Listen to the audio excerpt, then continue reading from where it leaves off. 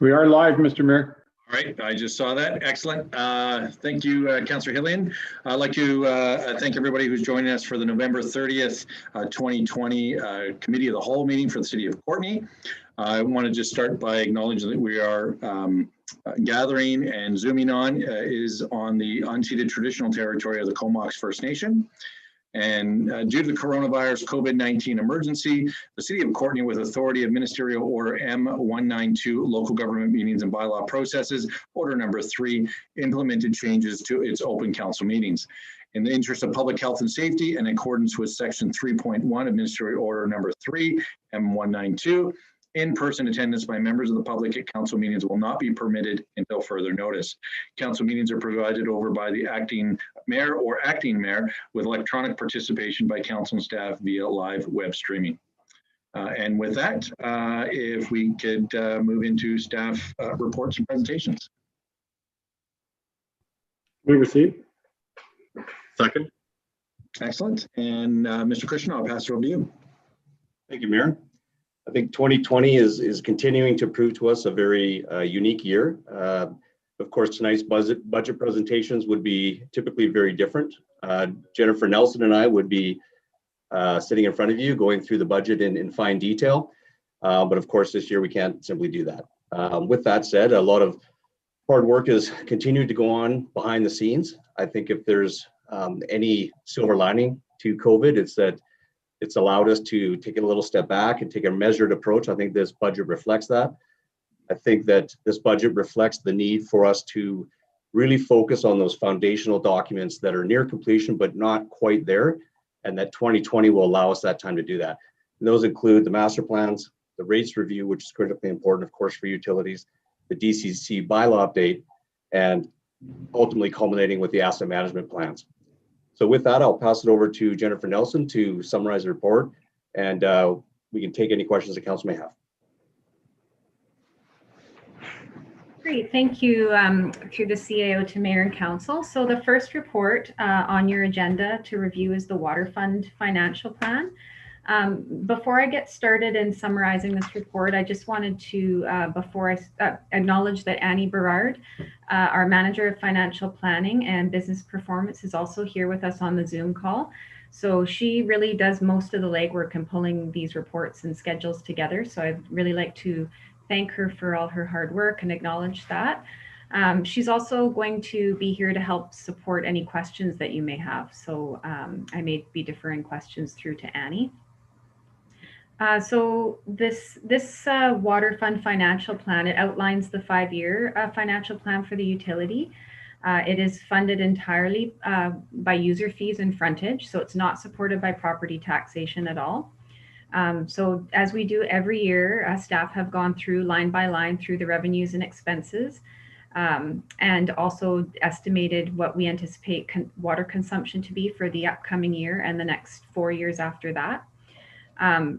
Part of the operating expenses, a significant portion of the operating expenses in this financial plan are made up of the bulk water purchase that we we pay to the Comox Valley Regional District.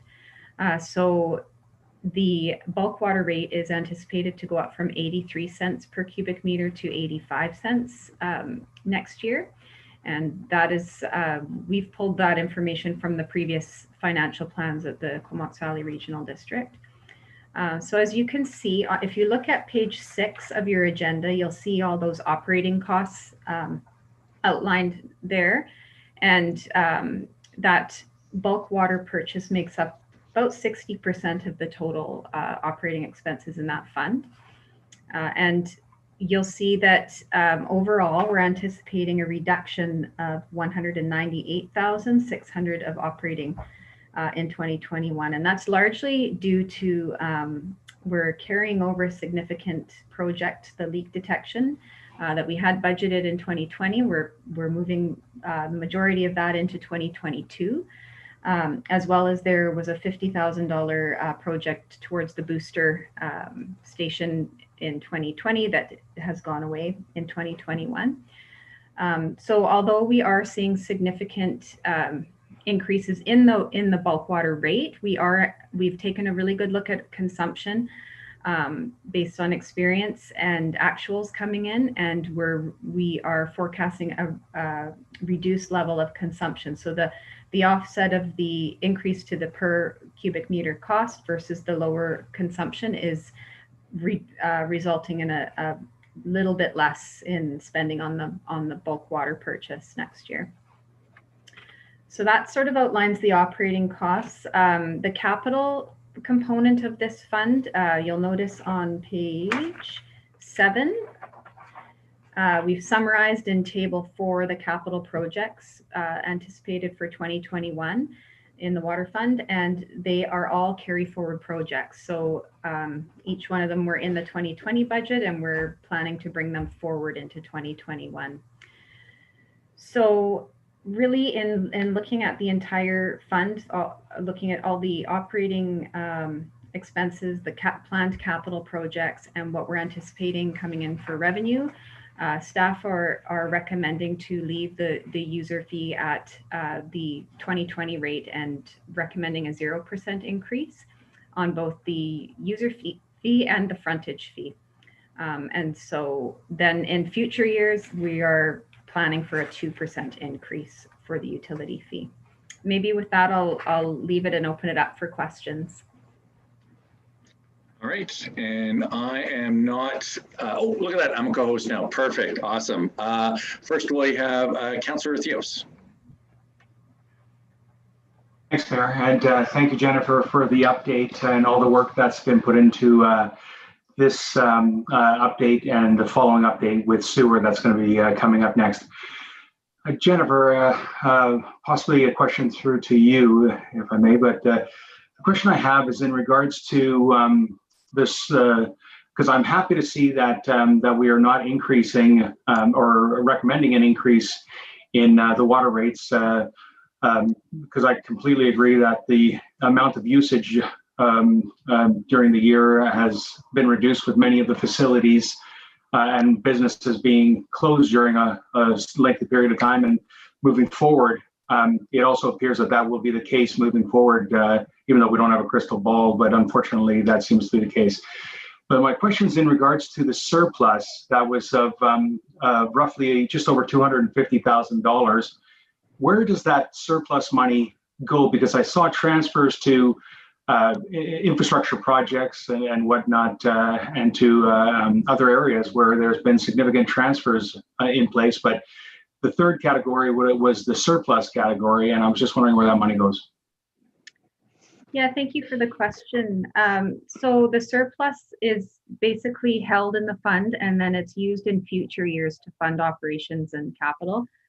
So if you look at page 13 of the agenda, that's the revenue and expense summary of the fund, and you'll see that there is a transfer from the prior year surplus up top. So in 2022, you see we're bringing in 157,000, and then 420 in the next year, 424 in the next. So anything that we're putting into surplus this year, we are utilizing it to help offset costs in those future years. And we're also being very cautious to watch that balance and ensure that we keep it at a reasonable level, because as we saw when COVID hit this year, we really needed our prior year surplus as our working capital to be able to meet our expenses and cash flow until we could start getting those revenues coming in. So the next page, or the 2 pages over on page 15, we've itemized there what that prior year surplus balance is the top amount there. So it's 2.6 million in 2021. So if you look at that, it's decreasing over that 5-year plan, but we're keeping it in that $1 million range, which is about 2 months of operating expenses. Thank you, Jennifer. So it's still a healthy amount in there. Thank you so much. Appreciate it. And next we have Councillor Frisch. Yeah, thanks, Mayor, and thanks to staff. This question might be for the CAO, but it's about the leak detection, and that's being moved. Is that held up due to COVID? And do we have like a proposed timeline then? Does it look like it'll get started next year? Yeah, thank you for the question. That's a great question. I'll pass this over to Kyle Shaw, but before I do, it's essentially a result of contractor availability and staff capacity, because of course when COVID hit, operations really focused on delivering the essential services. But with that, I'll pass it over to Kyle Shaw to talk about anticipated start of that project. Yeah, thank you for that. Through the CAO to Mayor and Council, great question. In short, the answer is yes. Obviously, due to COVID and due to contractor availability, also due to staff time and staff capacity relative to project management, that project was recommended early in the year when we first met in about March or April, deferral to 2021. And you're seeing that reflected now within the operations budget. So some of those initiatives will be initiated over the beginning part of the new year, with hopefully seeing those come to fruition mid to late of end of 2021. Yeah, okay, makes sense. And so maybe having to do with staff capacity, are we looking at maybe getting some more capacity in, I guess it would be public works? And then also, where does the project with the water metering and our water conservation strategy, how is that looking moving forward? Is that set back as well by a certain amount, or is it still to be seen if we'll be able to pick that up and start it? Like the rest of that plan for water conservation. Yeah, thank you for that. Another great question. And you're right and correct in capacity. We're still currently in the midst of recruitment for the utilities manager position, which we're hoping to bring to a closure late this year, early into 2021. And with that, we'll add that needed or much needed capacity that you speak of in order to bring these projects to delivery. In terms of water conservation or water metering and that strategy, a lot of those things that you see that came out of the Water Smart Action Plan run in parallel to this particular project that we had just spoken of. And so we'll see a lot of those come to fruition. And they really coincide in terms of their ability to be implemented effectively over the course of 2021. So a lot of good things on the books and a lot of good things to come. And we hope to see a lot of great value for those monies. Thank you very much. Excellent. And Councillor Hillian. Thank you, Mayor, and thanks to staff for all the work involved in the report. I'm wondering if staff can help me to find anywhere that it's reflected in the tables. I confess to having a bit of a challenge going through them line by line, but I'm wondering if there's somewhere where it reflects the value towards our revenue of new construction that has taken place, new residential properties and otherwise that have come on stream that are now contributing to the fund. Is that number reflected anywhere in the reports? Thank you for the question. So you don't see that in the reports. We estimate the new increased growth as well as the other increases in rates all in one line item. But we do incorporate about a 1% estimate coming in for future years. We do, I'm just thinking here for, so for example, if you're looking at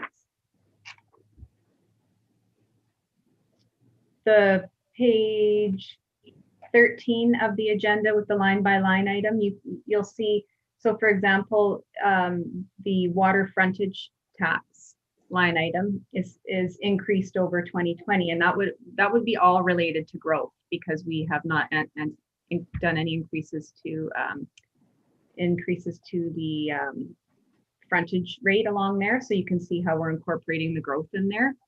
But no, we don't separate that out specifically in these reports. Thanks. Go ahead. I was just going to pass it over to Annie. Sorry to put you on the spot. I just thought, is there something you'd like to add to that? Well, actually, you're right. I mean, we don't separate. We have that 1% factored in for 2021, and I guess it's 1% for every year. But as well for 2021, we included a 10% reduction on small businesses revenues to account for possible reduction in services from small businesses. Thank you. I'm just wondering how difficult it would be to identify the actual value of new growth and development on a yearly basis, given the ongoing debate about whether such development pays for itself, benefits the city, or costs the city more. I think that's something we could incorporate in these schedules going forward. We could put, we could show the revenue addition related to growth versus the user fee increase recommends. With this one here, we've got no recommended increase to the user fee or the frontage. So any amount of revenue, increased revenue, is all related to growth in this financial plan for water. But certainly we could do that. We could separate that out. I don't see that being a challenge on our future reports that we provide council. Thanks very much. I think it might be useful, and I'll refrain from asking the same question when we get to the sewer report. Thank you. Excellent. Thanks, Councillor Hillian. And next we have Councillor McCollum. Thanks, Mayor. Yeah, I had a question along the same lines as Councillor Frisch regarding the Water Smart initiatives. And I think we had a pretty detailed discussion about it last budget cycle, but I can't recall what the jump up for next year, like budget for 2022, it jumps up to 350,000.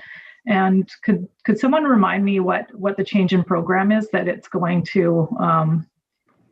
Obviously, we'll be doing more work if we're spending more money on it. So just curious what that was. Yeah, thank you for the question. I believe it's the construction phase of a lot of the initiatives and some of the investigation work, but I will pass this over to Kyle to confirm.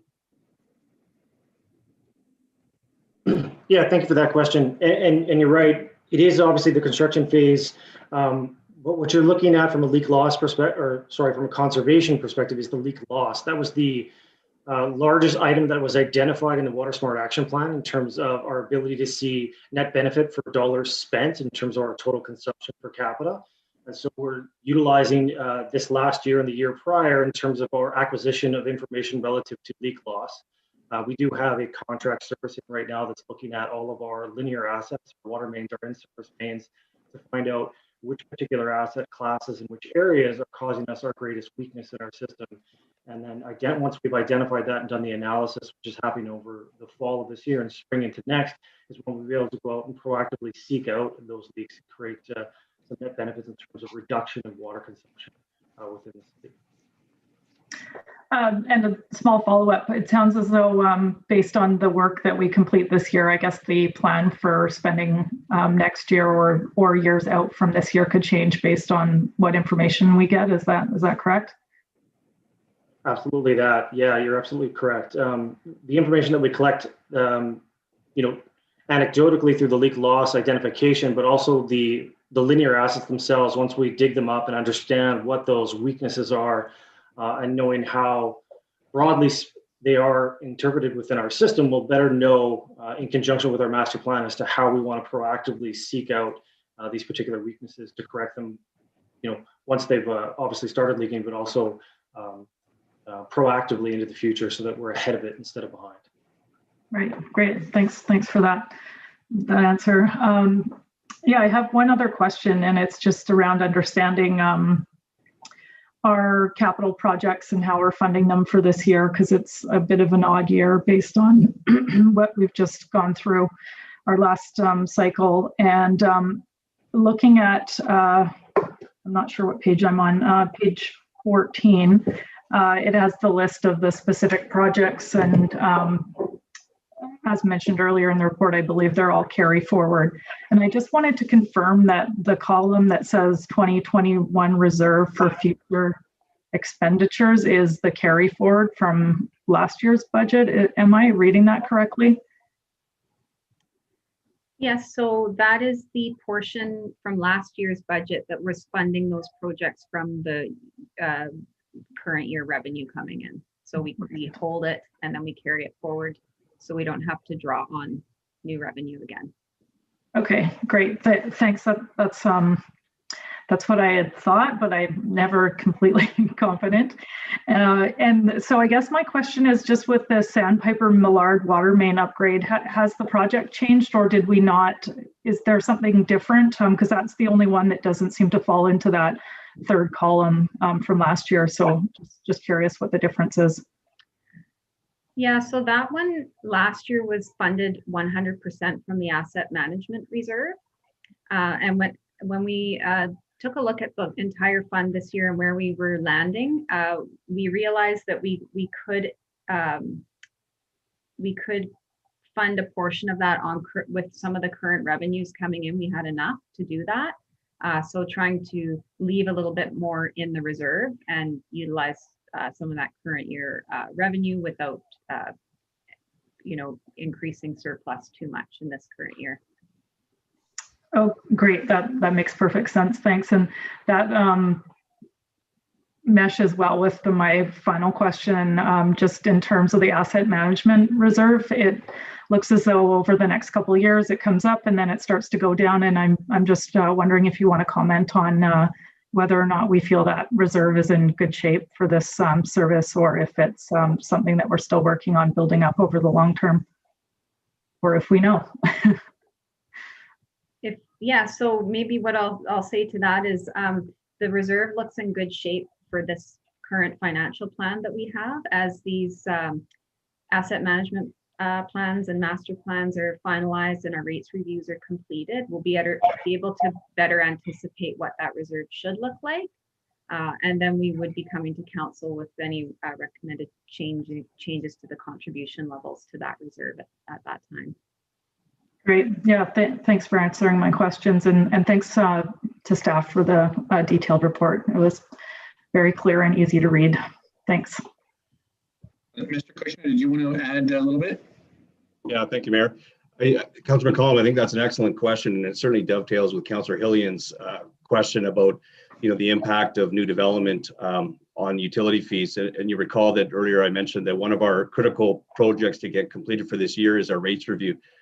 That review will do a water and sewer rates review for both utility fees and frontage fees, and that's really the document, the information that we require, so that we can extrapolate that with the projects that we know exist in the asset management plan and really understand that relationship of funding for those projects.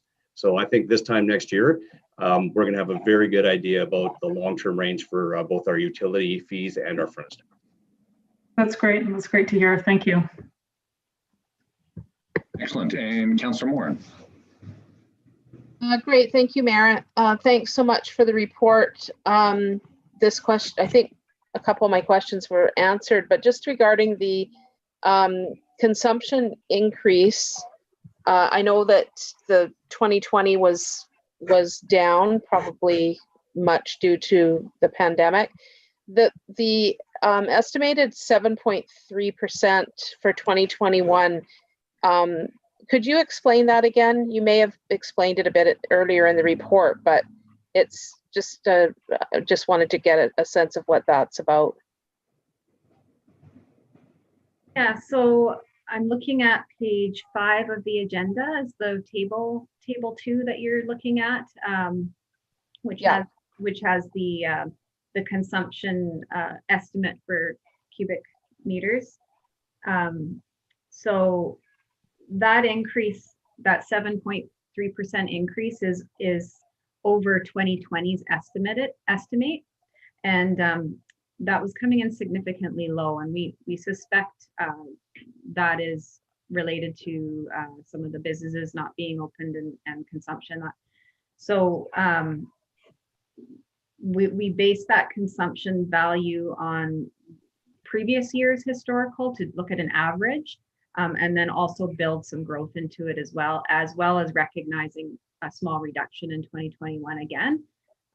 And so then we land with this number for the 2021 budget. And then in addition to that, we have to apply the increased bulk water rate that we're seeing from this Comox Valley Regional District. And then overall, that dollar value the 4.4 million in our budget is the cost that we're anticipating 2021 will look like. Again, it is all estimates, and it's going to depend on the weather. It's going to depend on just all kinds of factors. So hopefully that helps. Great. Thank you so much. Well, I really appreciate the complexity of your work in trying to make these estimations, and I know you do a really great job. Thank you. Excellent. And Councillor Frisch. Yeah, thanks again. I just wanted to clarify on the water usage estimates. Those don't include like the pools and stuff, because I assume those were down a lot, but we don't actually pay for that, do we? We would pay if we were filling up our pool, we would have to pay for that. So yeah, so that's a very good point, Councillor Frisch, that we didn't fill our pool this year. So okay, that would be part of it too. Wonderful. Okay, thank you.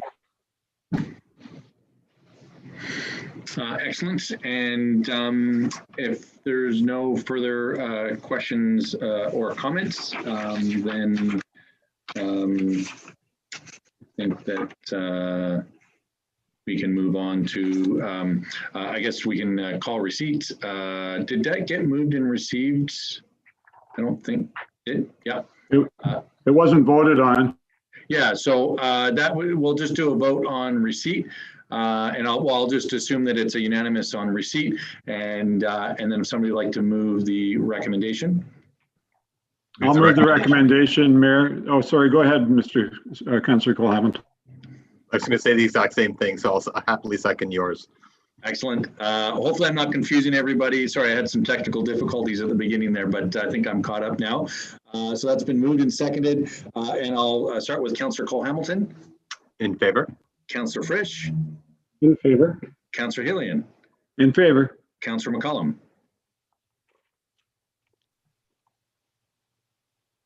Sorry about that. In favor. It's all good. Councillor Morin. In favor. Councillor Theos. In favor. And I'm in favor as well. Excellent. So that's water. If somebody would like to move receipt on sewer. Move receipt. Second. And I'll pass it over to Mr. Kushner again. Thank you, Mayor. Just before I pass this back to Jennifer Nelson to summarize the report, sewer is a little bit different in the sense that staff are recommending a very modest increase of 2%. This is largely due to the fact that almost 70% of our entire sewer budget is based on the sewer requisition from the regional district. We know that the regional district has a lot of very important must-need projects for their sewer plant upgrades. So that's reflected in the 2% as well. And with that, I will pass it over to Jennifer. And as always, we'll take questions that council may have. Okay, thank you through the CAO to Mayor and Council.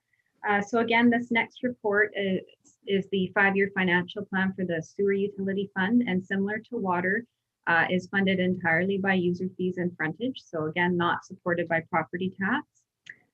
We did the same thing with this fund and reviewed it in detail, line by line. And one of the things to note in here is, as Mr. Kushner mentioned, is the significant component of the operating expenses in this fund is related to that sewer requisition that we pay the regional district. In fact, it makes up 70% of the total operating costs. So on page 20 of your agenda is where we summarize those operating costs for you. And you can see in total, we're looking at an increase of $269,400 this year in that fund. So that's a 4.2% increase in operating expenses, and 3.5% of that is related to the increase that we're anticipating with the sewer requisition to the Comox Valley Regional District next year. Again, we base that on the previous financial plan that they've adopted. Any changes to their financial plan over the coming months, we would incorporate into our plan for future year financial plans. So again, with the capital projects, a significant amount of carry forwards. That's page 22 of the agenda. So we've summarized all those capital projects there. And just to note, I failed to mention in the last summary of water, we've put in brackets either CF or new. That refers to either carry forward or new in that table 4. So we only have one new project that we've added to the list for 2021. So overall, we've factored against a little bit of loss related to COVID on the revenue side, as well as brought in any growth in the fund for revenues. And in order to cover all of the costs next year, we're recommending a 2% increase, and that's largely so that we can cover and support that rising requisition over the next 4 years. So this recommendation is about 0.5% less than what we had in our previous financial plans we brought forward last year with sewer. And this will result in a $6.89 per year impact to the residential user fee. And just to add, we did already bring solid waste to council in October, which we approved a 5% increase to that user fee. So with taking into consideration all 3 of these user fees, that would bring, with the recommended 0 in water and 2 in sewer, the overall average would be about a 1.5% increase to all the utility fees in 2021 for the city. So maybe with that, I'll just leave it open again for questions. Excellent. And Mr. Kushner, did you want to add to that?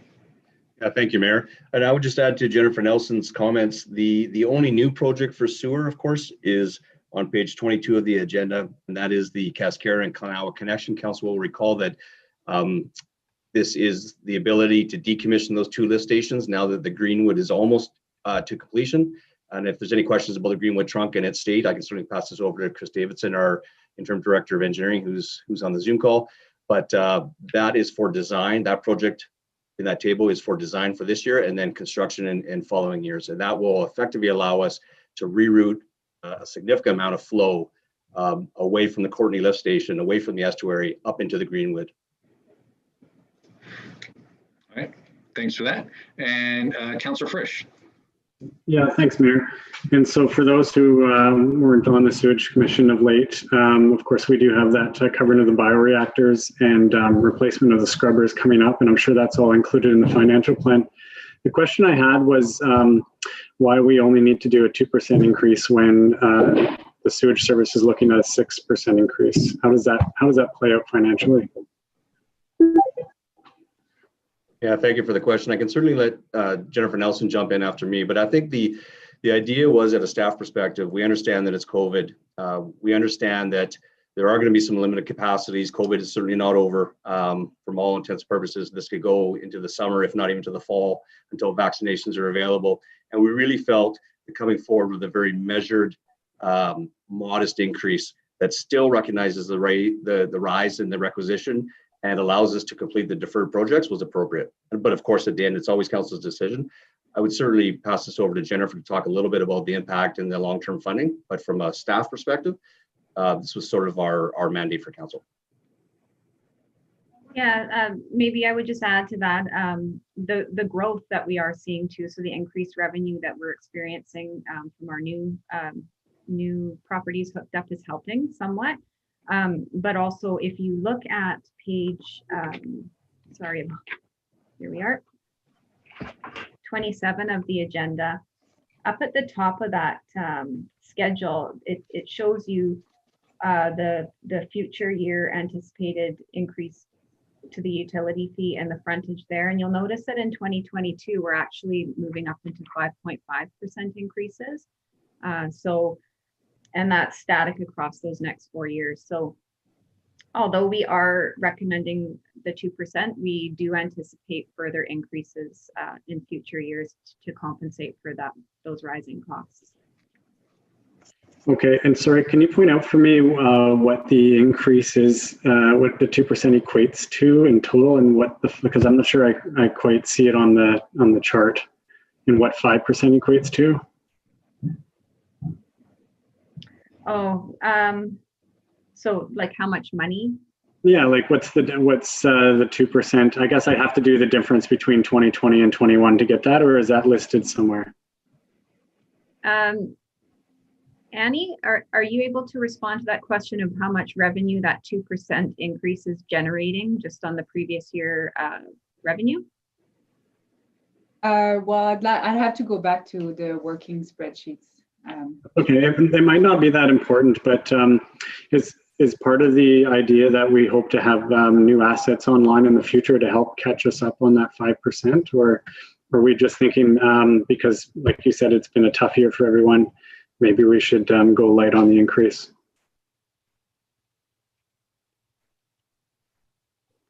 So, sorry, when you say new, when you say new assets, you mean new residences and yeah. So we've brought a 1%. We're anticipating 1% increases to revenues through those 5 years each year to help contribute further revenues to the fund on the utility user fee side. So that's built into it. In terms of, does that help to answer the question, or? Yeah. I guess what I'm hearing is that we mainly want to go light on the increases to 2021 because of the stress of people maybe being out of work and having less income, and then we're going to ramp it up in the future to catch up. Yeah, and it's also based on the fact that we're still waiting on those master plans, those asset plans, those user fee reviews, and so for us to go above 2% at this point without having all of that information feeding into our financial plan, it would be good to have a good solid framework around our future years to really see what before we start increasing user fees without having that really detailed plan into the future. That makes sense. Thanks so much. And maybe Jennifer, just to follow up on that question, because we do have the different categories, there's a residential, commercial, and institutional, would they all be going sort of to the 2%, or is it where like a commercial rate might be have a multiplier in there? Yeah, they would all just have a 2% increase to their annual flat fee. So it would vary depending on the type of business that they have. Okay. Excellent, thanks. Councillor McCollum. Thanks, Mayor. Yeah, I had a question, and I may have missed this in the report, or maybe it's answered and I just missed it, but the increase in the requisition from the CBRD, it increases by 6.3%. And I'm wondering if we know how much of that is based on an increase to consumption and how much of it is based on a rate increase. So we pay a percentage of the flows in the system. So those are analyzed on a monthly basis. And the city kind of lands around 69% of that total requisition. So they just look at what is the total cost for the system, and then we will pay them based on the percentage. So I believe in their full 5-year plan, they estimate we're around 70%. Okay, oh, that's a great clarification. I didn't realize that that's how the amount was calculated. So it's just basically the total cost of running the system. It's a bit different than water that way. Yeah. Makes sense. I had another question too. I just have to scroll through my agenda for a sec to get to it. It was around borrowing. There's a list of 3 projects that we need borrowing for. And there's $1 million listed for the Greenwood Trunk connection. And I just wanted to confirm, is that new borrowing for Greenwood Trunk, or was that included in what we did for the previous budget? So you're looking on page. Oh, sorry, it's 28 of the agenda. I think it's 24. No, Jennifer, sorry, it's page 24. Page 8 of 10 for the sewer part, and it's right up near the top of the page. So if you look at page 28, that is the attachment 2, and it's got all the projects listed for the 5 years. And you're looking at the sewer Cascara and Klanawa connection to Greenwood. It's got $1 million of debt. That would be new borrowing, because the $3 million that we borrowed this year is already being used for the Greenwood actual construction of the project. I see that. Okay, yeah, in the debt where it's listed as debt, it doesn't mention the Cascara part, and that's I think where I got a little bit confused there. So thanks for that. Those are my only questions. Thanks. Excellent. And Councillor Theos. Thank you. Earlier, just to follow up on one of the points that our interim CAO was making in regards to the Cascara project, the decommissioning of those two lift stations, when that occurs, that would be saving us significant money in maintenance. I would be assuming that would be the case. So moving forward, would be realizing those savings. And in terms of my question in regards to the sewer budget is that we're so close to delivering a zero for the water today and a zero increase recommendation for the sewer today.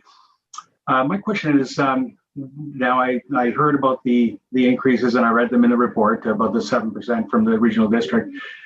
But again, the fact that we've brought in less revenue as a result of less service, we've also had less expenses as in terms of usage of the service because of all the closures, et cetera, et cetera.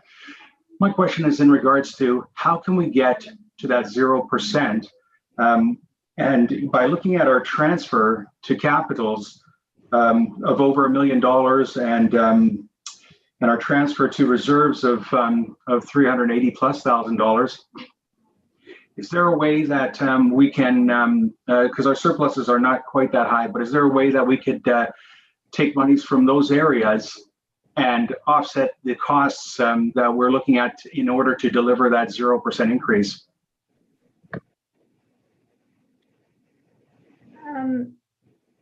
I think what I would say to that is that's probably I wouldn't recommend that because we have those costs coming in from the regional district that we can't control. So regardless, we're going to have to pay for those, and we want to keep our prior year surplus and our reserves at a adequate level as well. And so the only way for us to do what you're suggesting is to pull more money out of our prior year surplus, which already, if I look at that that schedule on page 29 of the agenda that outlines where our prior year surplus is landing at the end of 2025, we're dropping just below $1 million, which is about as low as I'd ever feel comfortable to go. So I wouldn't recommend to doing that. I think 2% is very modest to cover some of those increases that we're seeing. And then keeping in mind that overall with all the utilities, we're coming in less than 2%, about 1.5%, which to cover all of those costs is still around the CPI and seems like a reasonable number. That's what I would say.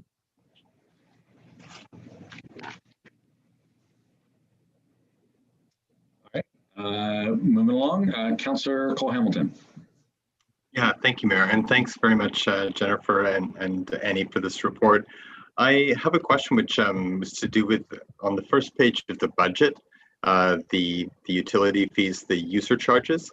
And I was just curious about the projections there. That it's what I see is a kind of on the commercial line, a drop for 2021, which goes back up in 2022, and an increase in residential next year. So I'm wondering, is the reduction in commercial and the increase in residential, is that based upon an assumption that people are spending more time in their homes and less time in offices and places of employment, so they're flushing at home rather than at the office? Would that be the reason for the reduction we're seeing in the projected commercial user charges next year? Yeah, so we charge, sewer's a little bit different. On the commercial side, with water, we charge based on consumption, and with sewer, it's just a flat fee. Okay. But and same with the residential.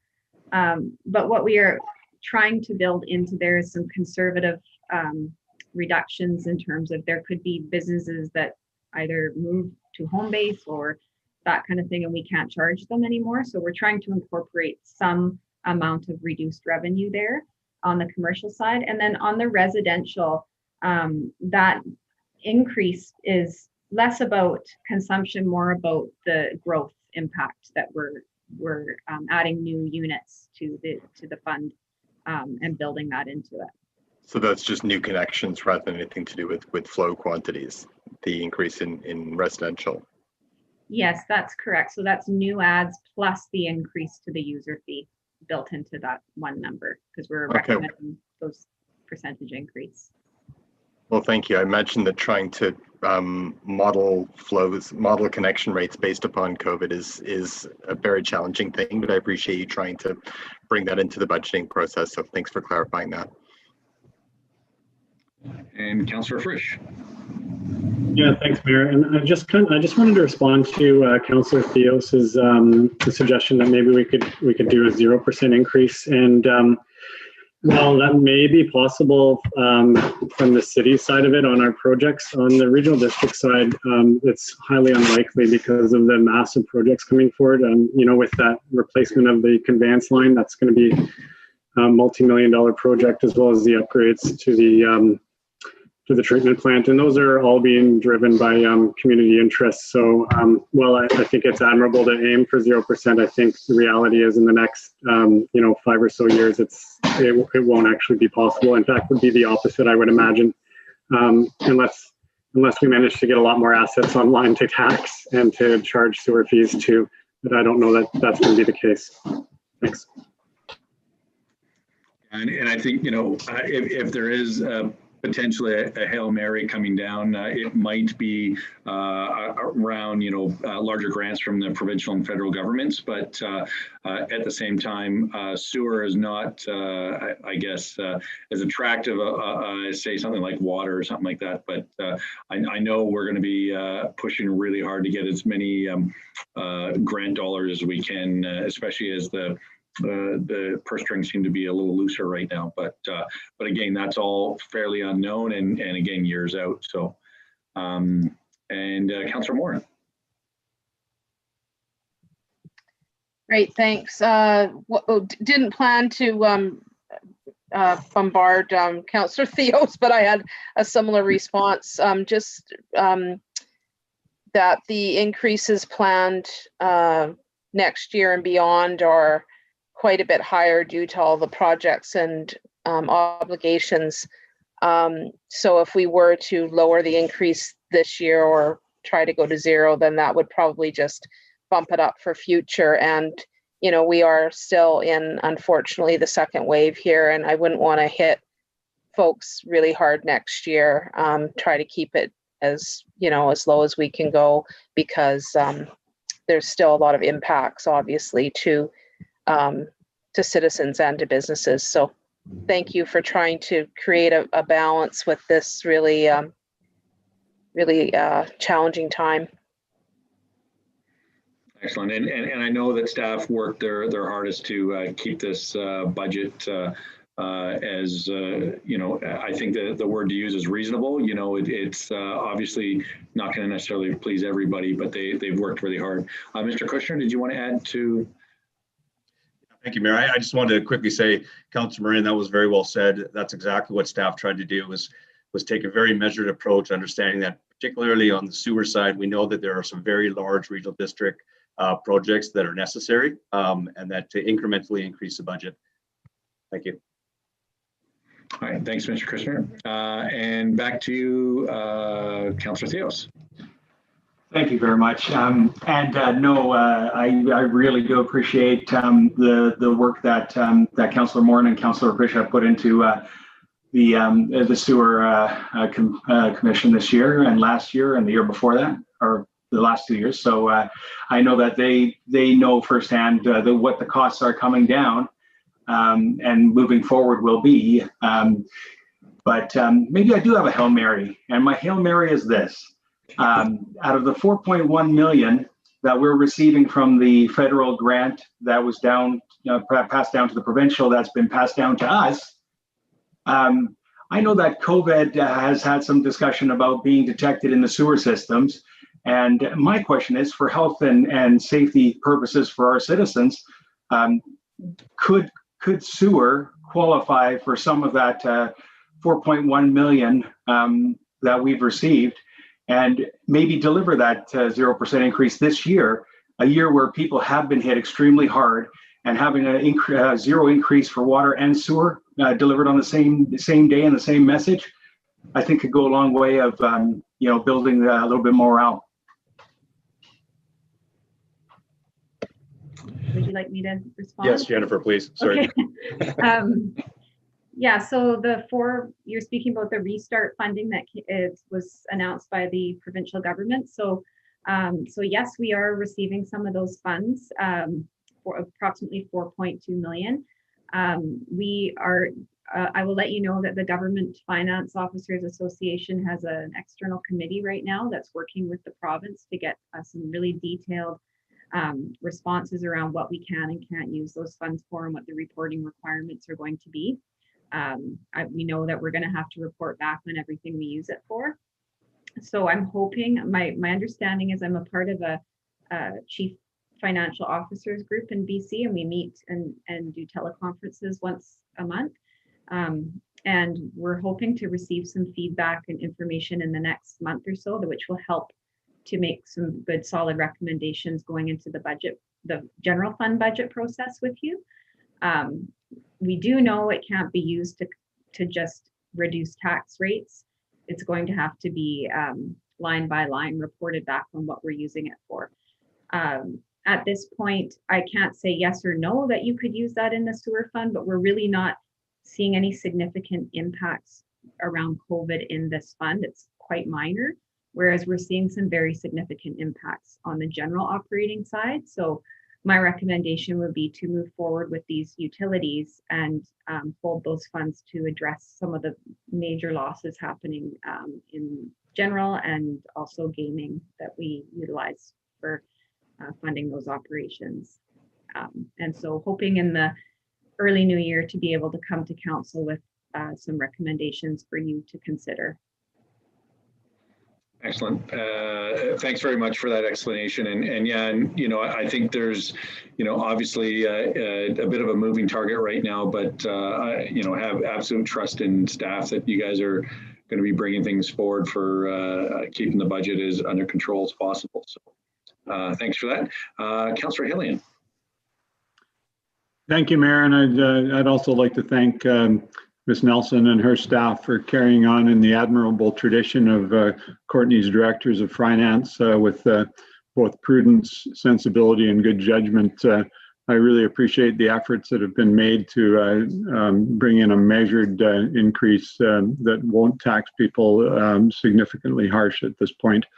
I did want to ask, though, I think every time we have an opportunity to highlight new services that these funds are providing, it's worth taking that. And I'm just wondering if staff could highlight what work remains on the Greenwood trunk as a way of sharing with the community what the benefits of that project will be once it's realized. Yeah, thank you for that question. That's an excellent question. And in fact, we anticipated that. So Chris Davidson, our interim director of engineering, can answer specifics about the project. But I will say, as discussed before, is that this is a legacy project that's been contemplated for almost 2 decades, and it's finally getting built and in service. And Mr. Davidson's group has done an excellent job in guiding this project along to almost completion. And I'll let him speak to that. But I will say that this will be a project that will allow us to divert significant flows away from the Courtenay lift station. And of course, we all know and understand the environmental impact of an overflow situation. We also understand that the regional district, the Courtenay lift station, is almost nearing capacity, or at capacity. It's certainly very close during a peak flow event or a storm event. We're doing everything we can in terms of our sewer master plan to move flows and divert flows away from that Courtenay lift station up to including the Cascara and Clanawa. Once the Greenwood is in place, we'll be able to do that. And then, of course, there's other ones that we're contemplating as well, and that would be the sort of Home Depot, Costco, and potentially even the hospital, by introducing a new lift station around Mission and the VMP, which would pump those flows back up into the Greenwood. But with that, I'll pass it over to Mr. Davidson. Thank you, through the CAO, to Mayor and Council. Yes, just to echo Trevor's comments, the main goal of this work, of course, is to increase capacity of the system and optimize the system, take pump stations offline, and direct sewage by gravity rather than by force main. As for a status update for the project, project's doing very well. We are projecting to still to come in under budget. We have had a few scheduled delays, probably 2 to 3 months or so. Those are due mainly to issues with groundwater on the site. However, so far we have been able to work through those, so we still believe we're on track. We have about 95% of the pipe in the ground. The major outstanding item is to get the lift station in the ground. So we anticipate to do that towards the end of this year, early next year, and we're hoping for completion around March or April of next year. Thanks. And if I could just add, for those who aren't familiar with the geography, this area is up essentially in East Courtenay on our border with both Comox and the regional district. Is that correct? Yes, that is correct. And one of the tie-ins is actually right on the Comox border. So yeah, very close to the border. Thanks very much. Excellent. And Councillor Frisch. Thanks, Mayor. So I'm definitely in favor of the 2% increase and think it is fair and measured. I just wanted to point out, as it is in the report, that this equates to about a $7 increase for the average single-family home. So I think it's extremely palatable. So thanks. All right. With that, I don't see any further questions or comments. Again, a huge thanks to staff for these two massive reports that I know a lot of time and energy went into coming up with plans for the next 4 or 5 years. So I really want to thank everybody for that. I will take the receipt motion as unanimous, unless somebody waves their hands fiercely in opposition. And with that, I'll look to somebody to move a motion. Move option 1. Second. Excellent. Councillor Frisch. I was just going to move the motion. Oh, fantastic. All right. Seeing no questions or comments, I'll start with Councillor Cole-Hamilton. In favor. Excellent. And Councillor Frisch. In favor. Councillor Hillian. In favor. Councillor McCollum. In favor. Councillor Morin. In favor. Councillor Theos. Favor. And I'm in favor as well. Excellent. Thanks again to staff for really making that a very digestible kind of report and leading us through it. I think it really shows the expertise and the thoughtfulness that you guys put into everything that you do. So thanks again. With that, we do have an external report and correspondence. Mr. Mayor, I'd like to move that Council support the housing proposal letter prepared by the Comox Valley Coalition to End Homelessness, asking BC Housing to collaborate with area local governments and the coalition to create permanent housing for vulnerable populations in the Comox Valley. Second. Excellent. And did you want to speak to that, Councillor Hillian? Thank you, Mayor. As people know, we continue to have essentially 2 housing problems in the valley, one related to homelessness and people who don't have a place to sleep, the other related to ongoing housing opportunities for many different sectors, but in particular for vulnerable populations. So the Coalition to End Homelessness has drafted a letter with which they hope to get endorsement from all the valley governments and further engage BC Housing and the new provincial government in additional services to provide housing for what they estimate to be about an additional 50 individuals currently sleeping rough, as well as ongoing options that will provide permanent housing for those people being temporarily housed at present. Excellent. Thanks very much. And Councillor Morin. Great, thank you, Mayor. Yeah, I'm in full support of this, and I'm really hoping that the rest of the local governments will sign on. I'm sure they will. I think having a united front with this will hopefully be effective. I know I've been speaking to some of the folks, the frontline workers who work with people who are unhoused, and with this horrendous weather lately, I can't even imagine even, you know, trying to be in a tent or something right now, because the tents are literally just being ripped, you know, flying over the place. And so I'm really hopeful that we'll get this support into the valley, especially with the COVID numbers increasing as well. There's just a lot of health and safety issues that are amplified. So thanks so much for bringing this forward. Excellent, thanks very much. And Councillor McCollum, I just saw you take yourself off mute, but I wasn't sure if you were wanting to. Accident. Okay, no, fair enough. Seeing no further questions or comments, I think it's pretty straightforward. Thanks again, Councillor Hailing, for bringing this forward. And I'll poll council, starting with Councillor Cole-Hamilton. In favor. Councillor Frisch. In favor. Councillor Hailing. In favor. Councillor McCollum. In favor. Councillor Morin. In favor. Councillor Theos. Favor. And I'm in favor as well. Excellent. And next we have a briefing note for Fifth Street Bridge Rehabilitation update. Received. Second. Excellent. And I'll pass it over to staff. Thank you, Mayor. In an ongoing effort to create or sustain clarity in this project, I had asked our corporate officer, Wendy Sarista, and our interim director of engineering services, Chris Davidson, to work together on a briefing note to essentially update council on the next steps. I know that after the unofficial results of the AEP, a very successful AEP from all accounts, that there's going to be a lot of public questions and a lot of public scrutiny on this project. So with that, I'll pass this over to Wendy Sarista to talk a little bit about the statutory rollout, and then on to Mr. Davidson to talk about the actual project. Thank you. Through the CEO to Mayor and Council, on September 21st, Council passed a resolution to proceed with the alternative approval process for Elector approval for the 5th Street Bridge Rehabilitation Loan Authorization Bylaw 2978. We had a very robust communication schedule to provide public notice for the eligible electors to submit their comments via elector response form, including a media release, the statutory notice that's required in 2 consecutive editions of the Comox Valley Record newspaper.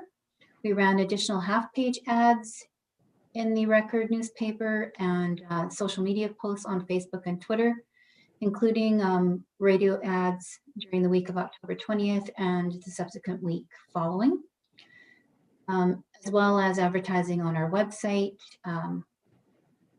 Lewis Center Recreation Facility overhead monitors, to really get the word out there, because there was concerns expressed how we were going to facilitate this process with COVID-19 restrictions. There were 52 elector response forms received by the November 16th submission deadline, expressing opposition to the bylaw, which is fewer than the 10% or the 2017 eligible electors required to obtain assent of the electors, or referendum more commonly known. We had 3 readings of the bylaw on April 20th. Statutory approval was received from the inspectors of municipalities on May 5th. So a staff report summarizing the results of the AAP is anticipated to come forward December 7th at the regular council meeting, along with final reading of bylaw number 2978. And council may proceed with final adoption of that loan authorization bylaw. However, there is a 1-month quashing period before the bylaw may be sent back to the inspector of municipalities for the final certificate of approval. Excellent. Thanks very much. With that, Councillor Hailing. I'm not sure if we're going to hear from Mr. Davidson first, Mr. Mayor. Yeah. My question will be for him. Okay, sorry about that. I may have jumped the gun there. Mr. Davidson, did you want to continue on? Yes, please. Thank you very much. Through the CAO to Mayor and Council. Carrying on with the update on the project. So for procurement for the construction phase has started. We've got our RFP out there on November 18th. It's scheduled to close December 15th. We've updated the traffic management strategy since we last reported out to you. We're happy to report that we were able to include the majority of the comments from stakeholders. We had to be a little non-committal on some things, dependent on pricing received through the procurement process, but overall it was very positive. Coming weeks and months, we'll be rolling out our communications program, updating the community on what to expect during construction. One major component of that will be determining the color of the bridge. So staff have narrowed the bridge color down to 3 standard colors for bridges. Green, the existing color, silver, which is Ministry of Transportation color, and black, which sort of matches downtown core signage and polls program. So we have a bit of a program in place to determine that. We plan to engage directly with the DCBIA and Comox Valley Chamber of Commerce to vet those color options with them, then open it up to the community with a simple online survey. We then report back to council early next year just to confirm color, looking for a motion for that. I'd like to highlight that it is urgent that we confirm the color early 2021, just as it may affect lead times for some of our materials.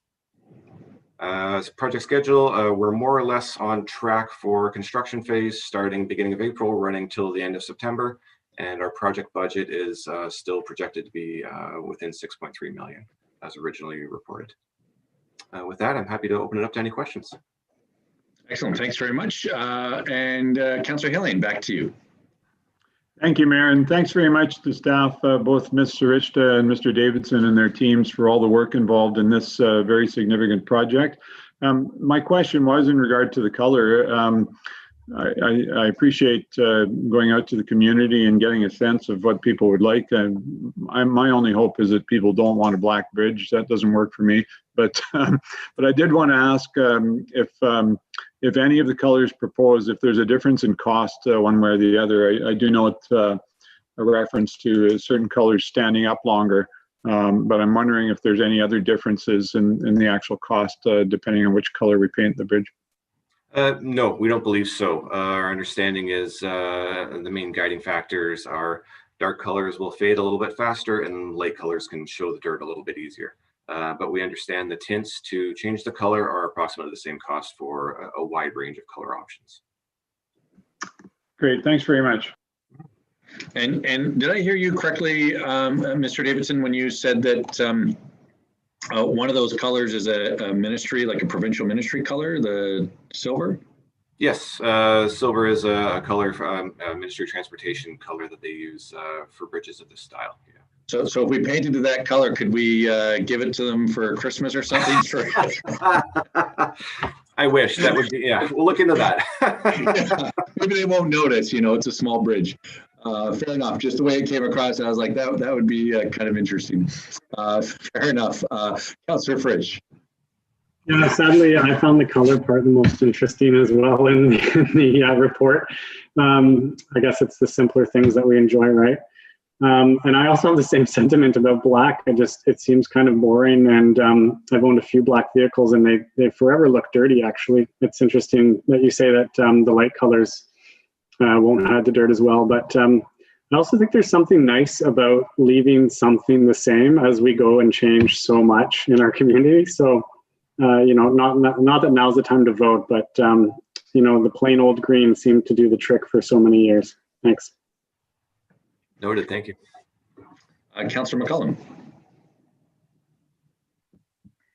Thanks, Mayor. I had a couple of questions about a few things that came up in the traffic strategy update. My first question was around, there's a note that it is looking like it'll be a control upgrade is going to be required at the 5th and Cliff intersection. And it basically mentions how the light timing is maybe the hardware that's there right now isn't really up to the job that we need to time it with the traffic coming over the bridge. But there's no mention of any changes to the way pedestrians cross at that intersection. And I think that needs to be addressed, or I would like to see it looked at the same time. Right now, there's only 3 ways across instead of 4. And we're looking to route most of our pedestrian and cycling traffic on the one side of 5th Street. And it seems to me that if we don't have an easier way for pedestrians to get across Cliff on the bridge side, that we're going to have even more conflicts with traffic. So I just want to highlight that I didn't see that in the report, and it seems like that intersection is going to be problematic with the amount of foot and bike traffic that's likely to be coming through there. Not sure if you have any thoughts on that. Yes, I do have a few thoughts. So the traffic controller, yes, we are planning to upgrade. We're very much running out of time before the project starts, though. So we're going to get this in as quickly as possible. It's a bit of a long lead time, so we're hoping to have it installed by January or early February at the latest. I don't think we would have time to significantly modify the intersection before we started the Fifth Street Bridge project. But I do know that that intersection is on the radar for future works, so I wouldn't rule it out happening within the near future anyways. Yeah, and even if we're not going to do any like major modifications, even timing the way pedestrians cross there, they only get one crossing right now because of the right-hand turn and the left-hand turn, and if there's no traffic turning right onto Fifth Street from Cliff anymore, it seems to me that the pedestrian crossing could get higher priority when it's reprogrammed. So even if it's just a minor change, I think that could probably help. Okay, noted. The main goal for this traffic controller upgrade is to support traffic flow during construction, but once that's completed, we'll certainly be looking at all options for optimization out there. Thanks. The other, I'm just going to jump in. Mr. Kushner, I think wanted to add to that as well. Yeah, thank you. I think it's an excellent question. It's certainly something that we've heard in terms of feedback. One of the things that we can do to mitigate pedestrian risk or access is the on-site traffic controllers that'll be in place during the project, and that's something that Chris's group will coordinate with the developer. But we've heard that loud and clear, and we hear that loud and clear from you tonight that the pedestrian safety is important. So we'll work towards it. Excellent, thanks for that. Back to you, Councillor McCollum. Thanks. Yeah, I had one other thing that jumped out at me is just the amount of two-directional traffic that's going to be coming through Anderton and First Street intersection, both from people rerouting onto Condensary, as well as the fact that that's going to be the main access to Fifth Street Bridge, as well as buses in the queue jumping lane. And I was curious whether or not it's been contemplated to put a three-way stop in there, or if we're just going to have the one stop sign the way it is. Likely neither. There'll likely be a traffic control person out on site directing traffic and keeping things moving. We want to be as flexible as possible and have as much boots on the ground out there just to make changes as they're needed. So we're going to start off with a little more traffic control, scale things back once we understand how things are flowing. We have run our models out there. We have planned out how we're going to lay the lanes out, but we won't know for sure until things start actually flowing. So we want to be able to stay very flexible to meet the needs of the community. Great, thank you. Excellent. And Councillor Cole-Hamilton. Thank you, Mayor, and thank you, Ms. Richta and Mr. Davidson for this report. I had a couple of questions also about the traffic management. One was about the ride-share option, and as far as I could see, the maps showed only East Courtenay locations for like one around Superstore, I believe, and one around Canadian Tire. And I was surprised not to see any suggested for the west side of the bridge, and I was wondering if it being contemplated at all to see if, for example, perhaps the former Thrifty site, if there would be any willingness on the part of the owner there to allow that parking lot to be used. But I just was hoping that we would have locations available on both sides of the bridge. Is that something that's been looked into, West Courtenay locations for rideshare? Yes, it is. Great question. Yes, not sure how that wasn't included in the report, but yes, we are looking at options on both sides of the river, and yes, emails have already started going out, so we are in the process of initiating negotiations for that. Absolutely. Okay, thank you. And I had a couple of follow-ups as well. I was going to say that I think the park and walk model shows real potential, I think, for people who are in East Courtenay who can just come up to Sims or Lewis Park and then walk across the bridge if they're just working or shopping downtown. And which kind of brings me to the issue of pedestrian and wheelchair, scooter, and bicycle access. The plan that we're looking at shows that all residents, not just drivers, would have access to the bridge, which is obviously particularly important to people with disabilities or people who are too young or old to drive or can't afford to operate a vehicle. I'm just wondering how you'd respond to drivers who might feel that allowing access to all residents will impede drivers. Ooh, that's an interesting question. We're anticipating to hear some feedback from drivers who feel that they may be limited. We are definitely going to stress in our communications programs the benefits of promoting all forms of travel, transportation, especially if we're in a situation where COVID is ongoing and those parking lots are remaining unused. I think it only makes sense to use them leverage them as much as possible. Of course, our transportation plan calls for single lane alternating traffic.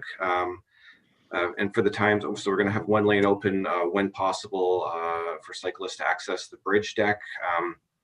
And then other traffic will be, other foot and multi-use traffic will be directed to the existing cantilever walkways there. So allowing access for multi-use traffic won't necessarily impact vehicle use. There'll still be limited single lane alternating traffic. So that would be the main response we would have to vehicle drivers questioning the traffic control plan. Great, that's really encouraging. That sounds like a really well thought through way of communicating that need. I have a couple of further questions, but why don't I just bow out for now and come back in a moment once other people have had a chance to speak. Thanks for that. And Councillor Moore. Great, thank you, Mayor. Yeah, my questions are about kind of using this as having a silver lining or an opportunity to maybe shift some behaviors in traffic patterns and how folks are getting around. Maybe I'm being idealistic.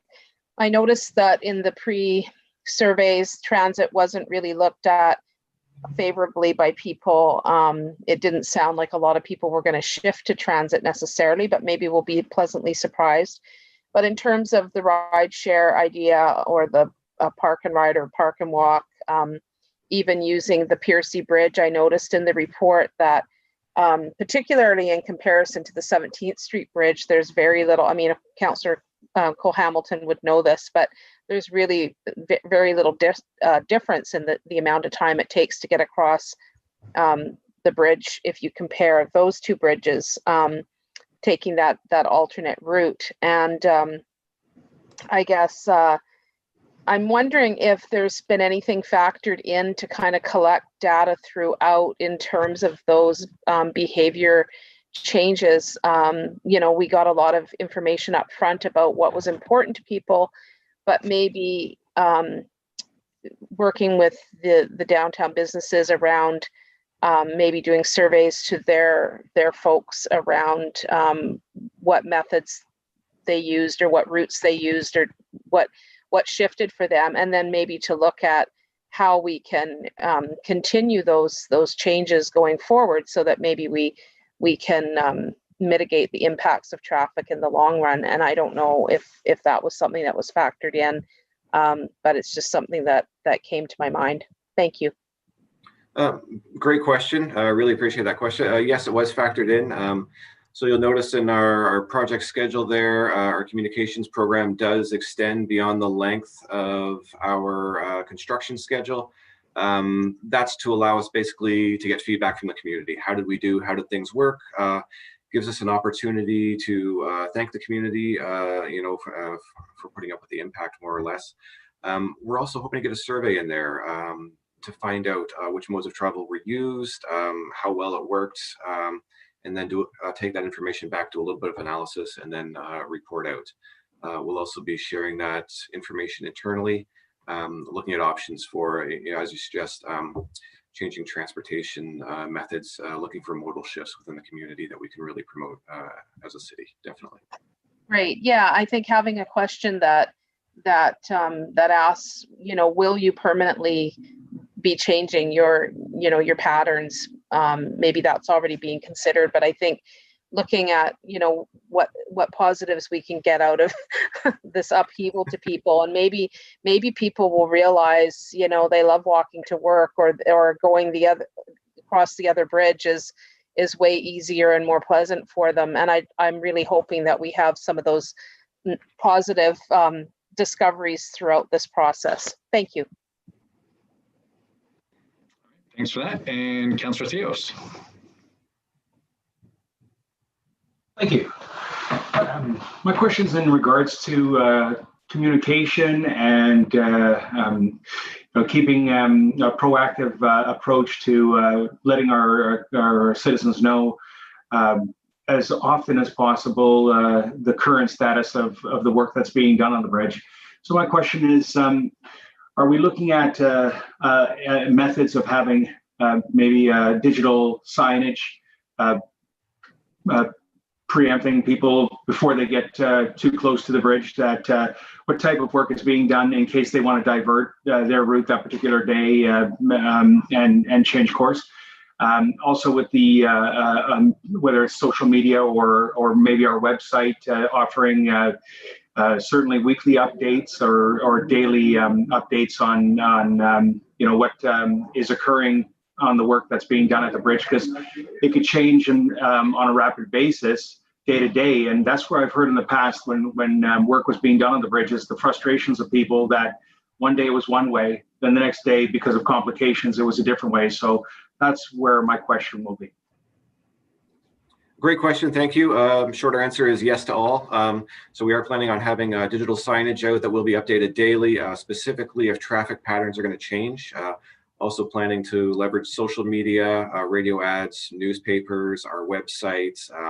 We'll have TV screens up in the rec centers, putting out some of our promo materials. But I think you're right on, Councillor Theos. Signage on the way that people typically travel that tells them yes or no, they should not proceed in the typical direction. I think that would be most effective. We are planning to include that, definitely. Thank you very much. Appreciate it. Great answer, Chris. And Mr. Kushner, do you want to add to that? Yeah, thank you, Mayor. Yeah, I just wanted to say that I know Council's heard me say this before, but this is not a project that we're going to, you know, implement a traffic management plan and then walk away. We're going to stay very flexible, very nimble, and we're going to react, you know, daily, sometimes even hourly, to the community's needs. And we're going to be in constant communication throughout this project with the important stakeholders to ensure that we're meeting all their needs. Excellent. Thank you, Trevor. Appreciate it. Excellent. And Councillor Cole Hamilton. Yeah, thank you, Mayor. So I guess one of the questions I had is about traffic, the traffic queue on the east side of the bridge. And currently it often goes along past the Lewis Center, like waiting to get onto the bridge and to the base of Ryan. On the map, it seemed to indicate that it would continue queuing and up to the intersection with headquarters. I was wondering if the queue at any point during peak time goes beyond that, where would the further traffic stacking go? Would it go up the hill on Old Island Highway, or what would happen if there were kind of queues that exceeded that? Excellent question. Our modeling shows that with our current slip lanes, we don't anticipate it to stack up past that intersection. However, unfortunately, it may due to varying traffic patterns. Remains to be seen. The answer is yes, it would stack up from whatever direction it's coming from. So up the hill on the Old Island Highway, possibly through the intersection going up Ryan Road as well a little bit. Okay, thank you. And there were a number of references to signal timing changes for MOTI roads and obviously the interaction between city roads and MOTI roads. I was just wondering what kind of structure there is in place between the city and MOTI. Is there to coordinate things during this? Are there two key staff people or a small working group who's going to be meeting and communicating regularly to coordinate between the two bodies? Yes, we do have regular contact with MOTI through a number of different channels, actually. Regarding signal timings, it's a little more difficult for MODI to update their signal timings as quickly. We're, of course, very much prepared and geared up specifically for this project, so we can be as flexible as possible. They have a number of projects similar to this in communities all over BC, so they don't quite have the resources to respond as quickly as we at the city may have. That being the case, yes, we will be in direct contact with them, and we will work with them to get the best results that we can. Okay, and just one final question I had was just about the underpass on the between Lewis and Sims Park. It seems that keeping that open is pretty critical, because if it were to close, we'd obviously have any multimodal users having to cross the street there, across traffic, and also anyone who is trying to get into Sims Park or from East Courtenay, or Lewis from West Courtenay, would be having to turn across the line of traffic. There was a mention of using shipping containers. Is that something that's turning out to be viable given the height constraints that you have there for the underpass? Yes, details still being refined, but definitely the intention to keep at least single lane alternating traffic open underneath the bridge there on the underpass. Whether or not it's shipping containers or some other some other type of support structure remains to be seen, but the goal is to definitely keep that underpass open. The project team does recognize how critical that connection is for the park and for multimodal users. Great, thanks very much, Chris. It's a really thoughtful plan. I appreciate having a chance to look at it. Thank you. Thank you. Great, and Councillor Frisch. Thanks, Mayor. My question has to do with the priority queuing and the cyclists, other multi-use users like mobility scooters or skateboarders. Are those two, is that group meant to use that priority queuing lane, or what's the intention there? It's not actually mentioned as a priority vehicle, but I would assume that we would have the people riding bicycles and skateboards and mobility scooters advancing up the queue somehow? To date, great question, thank you. To date, we've said cyclists, yes, in the priority queue lanes, but mobility scooters, standard modes of transportation, so they would be, to the side or possibly on the sidewalk. That being said, we do want to remain as flexible as possible. So I want to say nothing's written in stone at this point. And we do want to have options available to us to change traffic flows if we see problems arising or opportunities for optimization. Sure, and well, that makes sense. And you also mentioned possible higher occupancy vehicles. So I guess I wonder if there's a plan to work with the RCMP to make sure that that's how those lanes are being used. That's an excellent question, and it's one we've sort of been grappling with internally, if I'm being honest. It is a big resource to ask an RCMP officer to monitor that. We want to, we've taken the position, we want to wait and see how people are using it. So we'd like to start, just with buses, and then open it up if possible, depending how traffic's flowing. If we see a lot of abuse taking place, we might close it back down. If we see really way too much abuse taking place or people being aggressive towards some of our traffic control personnel, then we may have to pull in an RCMP resource. We're hoping not to escalate it to that need unless it's absolutely necessary, but we certainly are prepared to go that route if required. Yeah, I would hope that people do respect that, and it sounds like a wise plan. Thanks very much. Great, and Councillor McCullum. Thanks, Mayor. Yeah, I had a couple follow-up questions as well. I just wanted to clarify, the only mention of the use of the priority lane that I saw, aside from emergency vehicles, was the public transit buses. Is there any other vehicles that would qualify to be in that lane? Yes, we've been discussing, we're still sort of refining things as we go along here, and we really do want to wait until we get a contractor on board and speak with them until we finalize details on our detailed traffic management plan. At this point, we're looking at buses, possibly high occupancy vehicles, and cyclists. And then, of course, school district buses, emergency responders, the typical group you'd expect.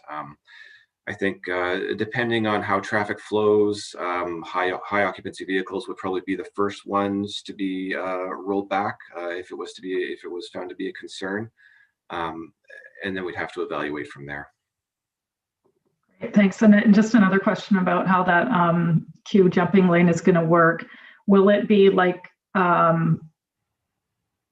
if there's vehicles in that lane, they go first, or when they get to the front of the queue, it's one at a time, back and forth? I was curious as how we're going to manage that, the priority once they're queued up beside the other cars waiting. Great question. Again, nothing written in stone. It was planned to be one-to-one, zipper merge, like other HOV lanes you'd see in the lower mainland, basically. But depending how quickly buses, school buses, emergency services are getting across the bridge, we may have to prioritize them completely. Right. Okay, that makes sense. I was wondering too if you could just expand a little bit on the reference to the double left-hand turn expansion going from Ryan Road onto Old Island Highway. I'm having a hard time visualizing how we could get a second left-hand turn lane at that intersection without taking out a fair amount of concrete. So I'm sure you know better than I. Yes, I actually had trouble with that too until we went out and looked at it and measured it all up. There is actually room. We do believe we can fit all the required lanes in there. We will have to overtake some of the existing lanes, so existing traffic patterns are definitely going to have to change. No, we're not planning on removing any curbs or islands or concrete or anything like that. But again, this is going to be another big traffic pattern change for the community. So initially we'll have traffic people out on site controlling things, and lots of signage and education coming out ahead of time, just to get people prepared for it, so it's not a surprise for anyone. So that we'll still have vehicles that are able to turn left there onto Ryan Road. We're not taking out that lane, are we? Turning left onto Ryan Road. Coming down. No, sorry. Yeah, no, we should do. Absolutely. Yeah. No, we're not taking that lane out. Another question around that section of road. I thought when we last heard about our traffic management plan that there was a discussion of maybe removing the double left-hand lane in the center. Is the plan to maintain that, or to change that as part of the traffic management as well? Things have changed a little bit since we last reported out. So the plan is, I believe it's laid out, I believe we got that update in the latest version of the traffic management strategy. I believe we are keeping that, yes. Okay. I'd have to review, and yeah, I'm not sure if that made it in there. I believe we are keeping that, yeah, sorry. Okay, thanks. And my final clarification, in the report, it alludes to half the bridge being dedicated to the multimodal side, 3.5 meters, I think is what it said. And then earlier you mentioned that there will in fact be access to the sidewalk, the existing sidewalk. Is that just for part of the project, or is that expected to be available for a good portion of the work? No, excellent question. It's just for part of the project. So the two phases of the project, one will recoat the bridge, so the sidewalks will be closed off, but we'll have single lane alternating vehicle traffic on the bridge deck, along with the other lane will be multi-use active transportation. But then once the coating is complete and we move on to redecking the bridge, then the cantilevers will be, cantilever walkways will be open for pedestrian active transportation use. One of the vehicle lanes will be open for single lane alternating traffic, and the other vehicle lane will of course be being repaired, redecked. Great, thanks for answering all my questions, Chris. I appreciate it. Oh, my pleasure.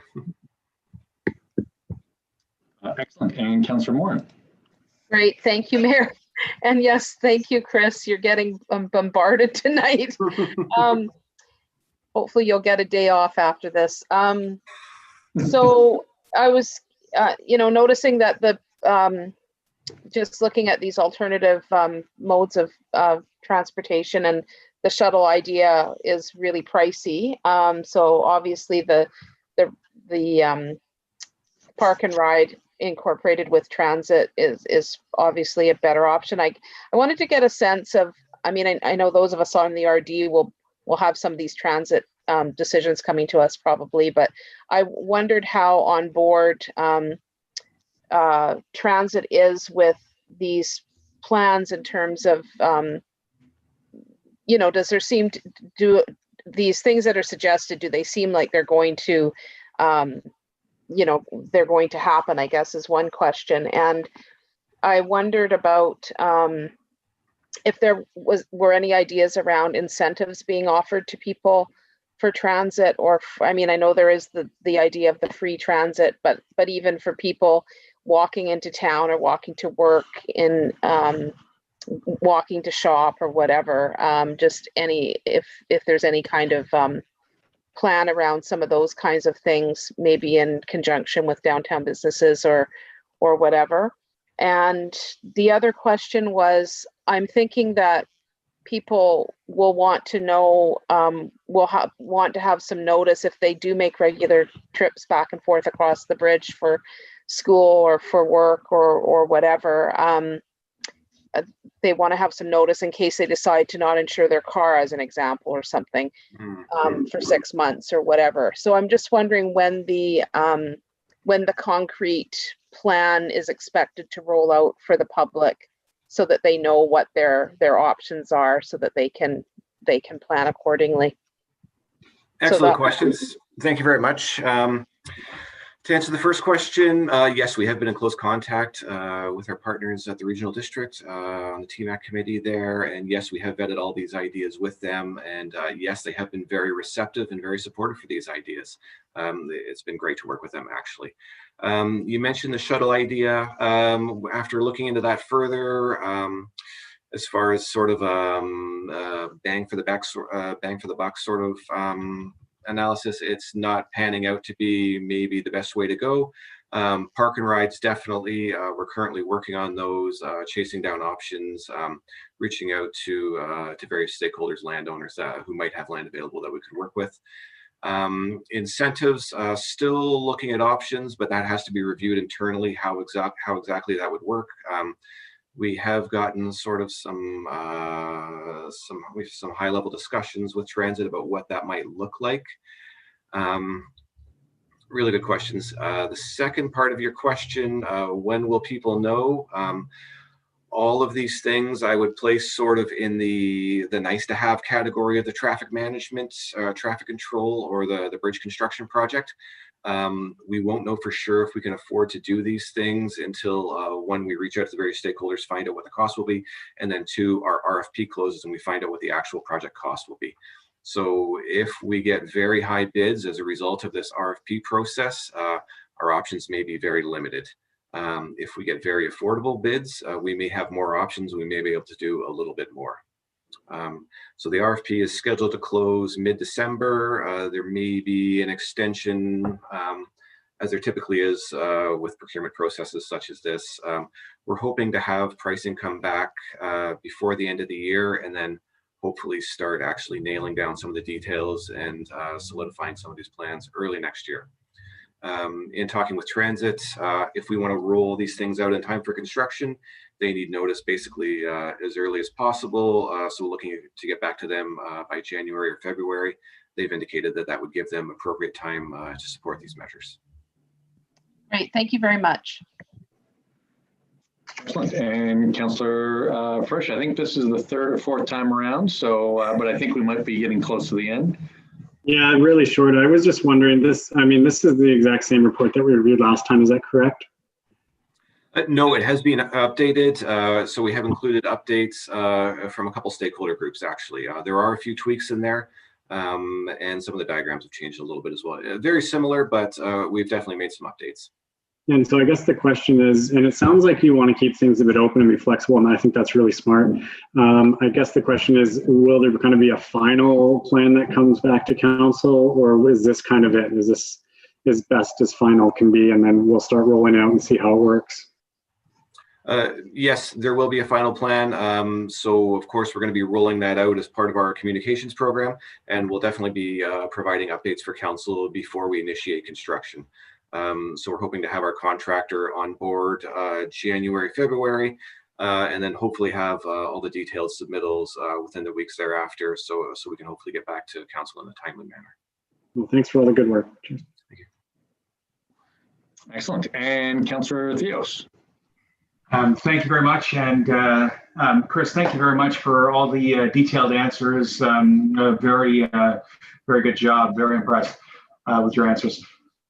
My question is, and it's in regards to when our outcomes of when we're working on one thing, then the diversion could and will create more pressure on the other bridge. So now 17th Street Bridge, at the best of times, can be intimidating as in terms of the intensity of traffic there.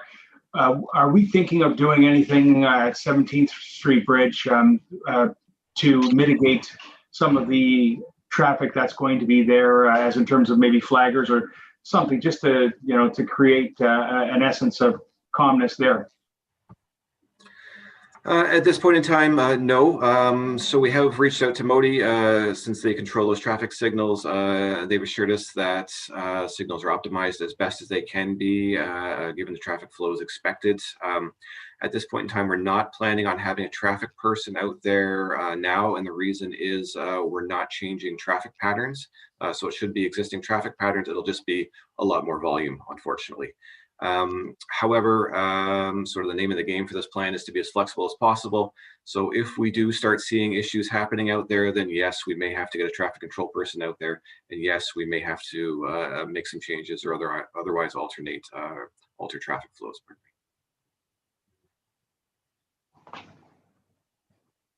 All right. Well, I think that's been a pretty fulsome discussion, but I do want to just give 1 second in case anybody's got any last thoughts before we move on. Is that what you're thinking? Councillor Hillian, I appreciate your feedback there. All right, well, I think that's been a really good discussion. Thanks, Council, for your great questions, and really, staff, you guys have done a fantastic job, just not on the preparation side, but I think really helping us feel more confident. Again, this is going to be the largest project probably undertaken by the City of Courtenay in a very long time. And I think getting it right is going to be difficult, but I think that sort of philosophy of being as flexible as possible, because we're going to have to probably bob and weave just a wee bit as we get into the project. So it's great to hear. Really appreciate it. And it is just for a receipt, so I'll just assume that it's a unanimous receipt unless somebody waves their hands fiercely in opposition. And lastly, we have a resolution of council. Mayor, I'll move that a special in-camera meeting closed to the public be held November 30th, 2020 at the conclusion of the Committee of the Whole meeting pursuant to the following subsections of the Community Charter. 90A, personal information about an identifiable individual who holds or is being considered for a position as an officer, employee, or agent of the municipality or another position appointed by the municipality. 91C, labor relations or other employee relations. 91E, the acquisition, disposition, or expropriation of land or improvements if the council considers that disclosure could reasonably be expected to harm the interests of the municipality. And 91I, the receipt of advice that is subject to solicitor-client privilege, including communications necessary for that purpose. Second. All right, thanks for seconding that. And I'll poll council, starting with Councillor Cole-Hamilton. In favor. Councillor Frisch. In favor. Councillor Hillian. In favor. Councillor McCullum. In favor. Councillor Morin. In favor. Councillor Theos. In favor. And I'm in favor as well.